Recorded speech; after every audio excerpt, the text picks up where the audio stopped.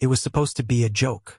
A stupid, fleeting prank during the chaos of homecoming week until my lips actually brushed against Jason Hale's.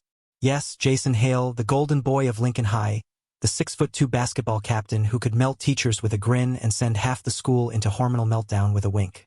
And I, Ethan Collins, the invisible art nerd who barely survived gym class, had just kissed him in front of half the team.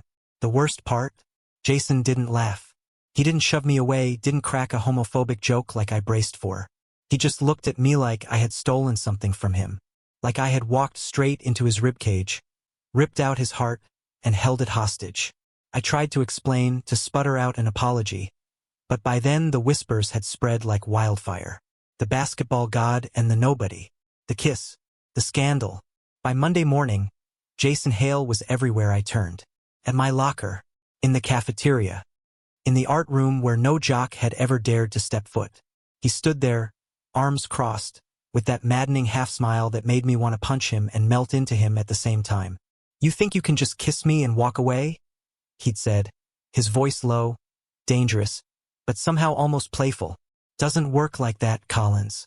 You kissed me, you deal with me." And just like that, my life wasn't mine anymore. Jason wasn't supposed to chase me. Guys like him didn't chase guys like me. He was the untouchable star. I was the kid who sketched people in silence, hoping they wouldn't notice me. But Jason noticed. Too much. He found excuses to sit with me at lunch, ignoring the stares of his teammates. He leaned over my shoulder during art projects, pretending to understand my brush strokes. He walked me home after school, his stride so annoyingly confident, like he was daring the world to question us. At first, I resisted. I told myself it was a game to him, a way to pass the time before the next big game or the next cheerleader conquest. But then there were the quiet moments. The time he sat in my room, running his fingers over the keys of my old piano, admitting he never felt at home anywhere except on the court. The night he confessed that his father, the town's big-shot lawyer, never once said he was proud of him. The look in his eyes when he said he envied me for being invisible. That was when I realized Jason Hale wasn't chasing me out of ego. He was chasing me because, somehow, I made him feel seen. But Lincoln High wasn't ready for us. Rumors multiplied. Hallway glares grew sharper. His teammates cornered him in the locker room, asking why he was wasting his time on a faggot. A teacher pulled me aside, telling me I was distracting a star athlete. My mother, sweet but cautious, asked why Jason was suddenly at our house so much. And then came the night of the championship game. The gym was electric, packed with parents, students, the entire town buzzing with small-town pride. Jason played like fire, scoring shot after shot, the crowd chanting his name. But in the last quarter, as the clock ticked down, I saw him falter. His eyes drifted to me in the bleachers, and in that split second he missed the winning shot. They lost. And just like that, I became the scapegoat. People whispered that I'd softened him, that I'd ruined his focus. Jason's father was furious, hurling words across the gym that sliced me open. "You let some boy ruin your career." I expected Jason to walk away then, to save himself, to prove his loyalty to the pedestal the town had built for him. But instead, he grabbed the microphone during the post-game ceremony, his voice shaking but firm.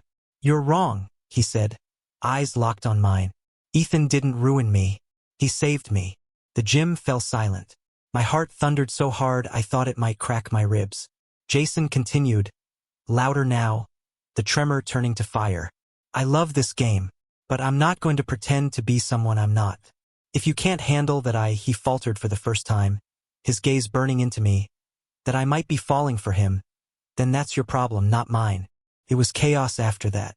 Gasps, anger, disbelief.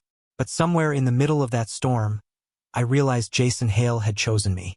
The weeks that followed weren't easy. His father stopped talking to him. Some teammates distanced themselves. People still whispered in the hallways.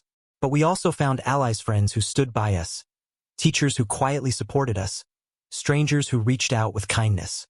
And Jason was relentless. He held my hand in the cafeteria no matter who watched. He kissed me in the parking lot like he didn't care if the world burned. He told me, every day, in words and in touches, that he wasn't going anywhere. There were nights we sat in my room, sketching his future on scraps of paper. He wanted to play college ball, but he also wanted something bigger, something freer. I wanted to paint the world, and somehow he wanted to be part of my canvas. One evening, under the glow of Christmas lights strung across my porch, Jason pulled me close. His breath fogged in the winter air, his forehead pressed against mine. "You know what's crazy?" he whispered. "That kiss, everyone thinks it was an accident. But maybe it wasn't. Maybe it was the only thing that could have happened. Because now I can't imagine not having you." And as his lips brushed mine again, soft, deliberate, unshakably, really knew he was right. That kiss had stolen more than his heart. It had stolen mine too. And for the first time, neither of us wanted it back. Thank you for listening. Don't forget to like and subscribe to stay updated with the latest videos.